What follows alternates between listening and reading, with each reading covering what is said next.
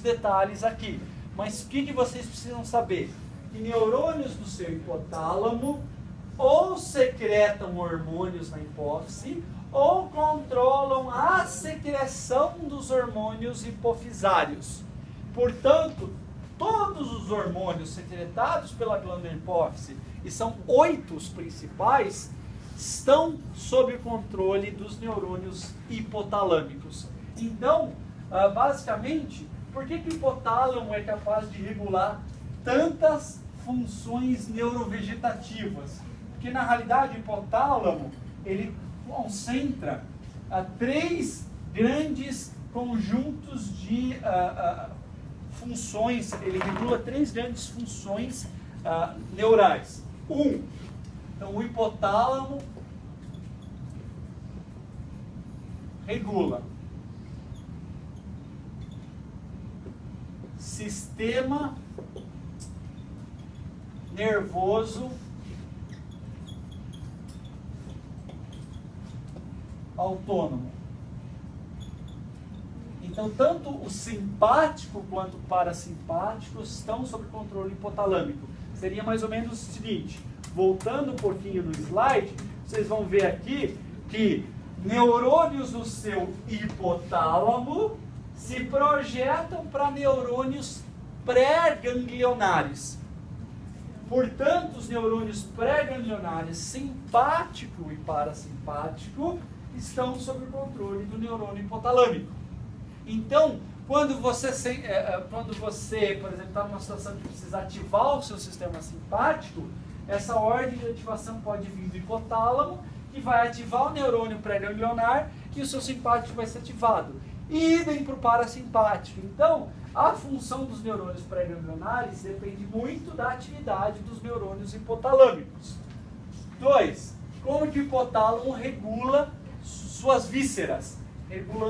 Controlando o seu sistema endócrino.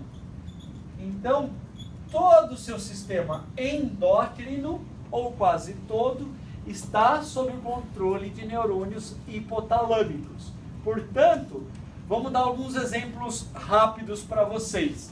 Se vocês estão em privação alimentar, uma situação comum na natureza, hoje em dia rara em seres humanos, pelo menos na maioria dos lugares, claro, mas na natureza é muito comum. O bichinho não conseguiu achar comida, ele começa a perder peso. O hipotálamo vai perceber que ele está perdendo peso. Olha aqui.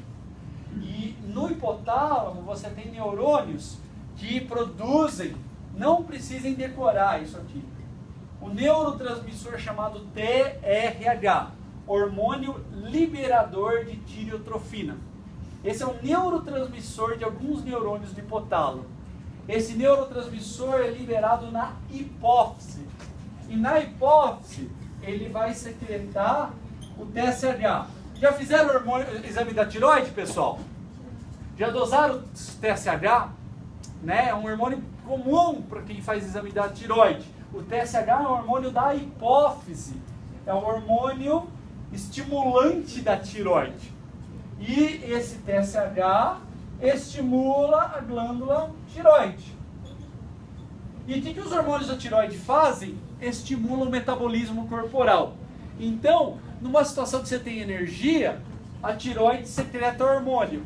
Numa situação de privação alimentar, pessoal, olha só, como o hipotálamo contribui para a sobrevivência de um animal em privação alimentar.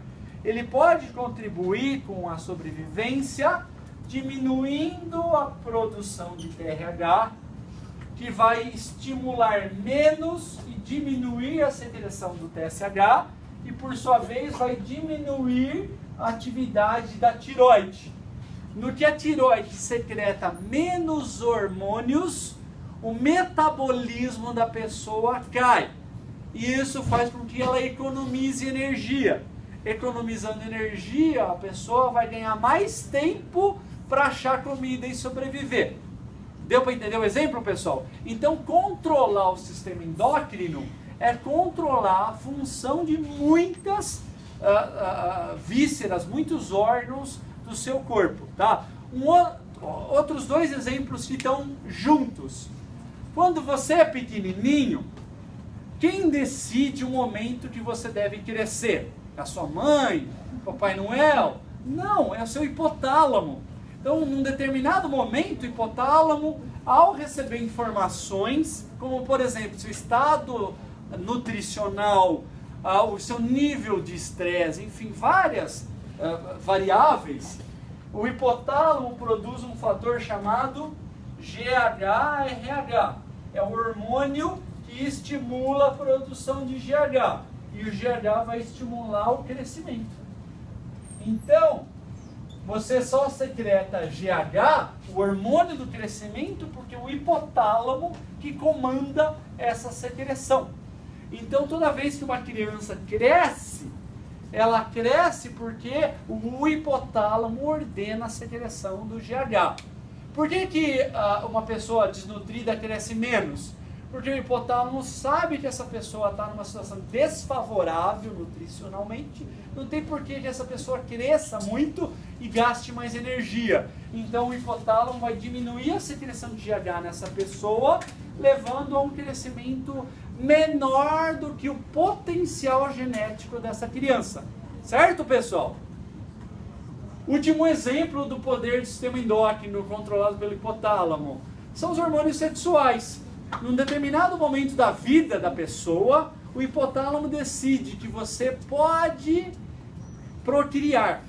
E este momento é o início da puberdade. A ordem para você entrar na puberdade, ela é dada pelo hipotálamo. O hipotálamo vai induzir uma secreção de hormônios, e esses hormônios, como o LH e o FSH, vão estimular o início da maturação sexual e posteriormente a manutenção da função sexual na vida adulta. As mulheres têm ciclo menstrual uma vez por mês na média, elas ovulam. E elas ovulam porque naquele determinado momento o hipotálamo decide, está no dia e horário da ovulação. Olha que coisa interessante. Então o hipotálamo controla várias funções, né, vários órgãos através do seu sistema endócrino. Terceiro e último ponto, pessoal, isso tem uma ação muito importante do hipotálamo, né? O hipotálamo, ele também regula nossos comportamentos. Então não só a amígdala, mas o hipotálamo contém neurônios que regulam comportamentos. Comportamentos, professor, como eu falei, comportamento alimentar. Da onde que vem a sensação de fome no nosso cérebro? Vem do seu hipotálamo. É o hipotálamo que percebe a necessidade de comer e ele gera a sensação de fome para que você vá atrás da comida. Professor, da onde vem a sensação de sede, que você fica às vezes desesperado querendo beber água? Tenta passar um dia inteiro sem beber água, pessoal. Você vai ver que chega uma hora que você não aguenta mais e só pensa em beber água.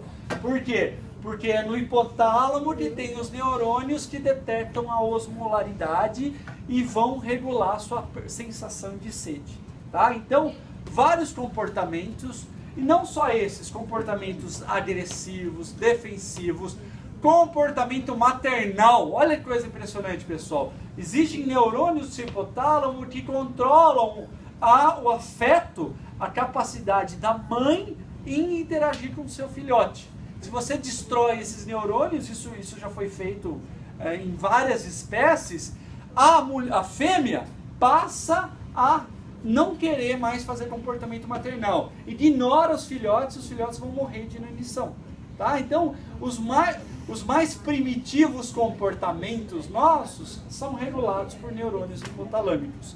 Então, tanto o controle do sistema nervoso autônomo, endócrino e a expressão comportamental, pessoal, acaba em última instância regulando as funções viscerais nossas. Por exemplo, você precisa de alimento para sobreviver. Você não faz fotossíntese, você tem que ir atrás da comida. Sem comida, seu corpo não funciona. Como o hipotálamo contribui para o funcionamento do seu corpo? Estimulando você a ir atrás daquilo que você não consegue naturalmente. Você tem que expressar um comportamento. Dúvidas, pessoal? Tá? E para terminar, no último slide, ó, o último slide mesmo, eu queria rapidamente mencionar esse que é o aspecto cognitivo dos núcleos da base, tá? Então, pessoal, algumas áreas que expressam dopamina e pertencem aos núcleos da base, por exemplo, na substância negra, esses neurônios dopaminérgicos, eles liberam dopamina em porções do seu núcleo estriado, né? Lembra? O estriado é o caudado e o putame, tá? Então, essa liberação de dopamina no caudado e putame, particularmente no chamado estriado ventral, ou seja, a parte de baixo do estriado, essa região tem o nome de núcleo accumbens. Esse circuito de liberação de dopamina nesse local é o nosso principal circuito do controle da motivação. Ou seja, e o professor já falou disso quando falou de dopamina. A gente só faz as coisas porque a gente quer fazer determinada coisa. E mesmo quando a gente não tem, vamos imaginar, eu tenho certeza que a maioria de vocês já tem o desejo de ir embora e ir para casa faz tempo. Por que vocês não foram? Porque na realidade vocês suprimiram uma necessidade de curto prazo, eu não estou aguentando mais essa aula, em favor de uma situação a longo prazo. Eu vou receber a matéria, porque a matéria é difícil e eu quero passar, ou eu quero aprender esse assunto. Então, pessoal, essa motivação para vocês estarem aqui é um exemplo dessa circuitaria. Então, esse circuito, ele atua muito na tomada de decisões, porque o núcleo accumbens, pessoal, o estriado ventral, ele se comunica com o nosso córtex pré-frontal, e é o córtex de tomada de decisão. Então, essa liberação de dopamina, a liberação de dopamina no núcleo accumbens, no estriado ventral, ele é muito importante para o controle da tomada de decisões. Então, normalmente, a gente busca opções, decisões que levam a gente a fazer alguma coisa que traz alguma vantagem, que vocês gostam, entendeu? E, na realidade, isso acontece por quê? Porque toda vez que vocês têm sucesso nessa tarefa, vocês têm uma liberação de dopamina e isso torna vocês, entre aspas, viciados em querer fazer isso de novo. Toda vez que vocês estão com fome, comem alguma coisa gostosa, você libera dopamina e por isso que você gosta de comer. Toda vez que vocês gostam de passear com o namorado, é porque isso te causa prazer e isso te causa a liberação de dopamina. Deixa eu dar um exemplo. Se a gente bloqueia a liberação de dopamina, você não vai sentir o mesmo prazer por aquela situação que antes causava prazer. Olha que coisa interessante. Então, boa parte do prazer de fazer determinada tarefa depende dessa liberação de dopamina e esse circuito aprende que aquilo é gostoso e, portanto, motiva você a fazer aquilo sempre. E esse circuito ele é muito importante para o controle das funções viscerais. Por quê? Porque é um circuito relacionado a buscar alimentos, a buscar água, a acasalar, enfim.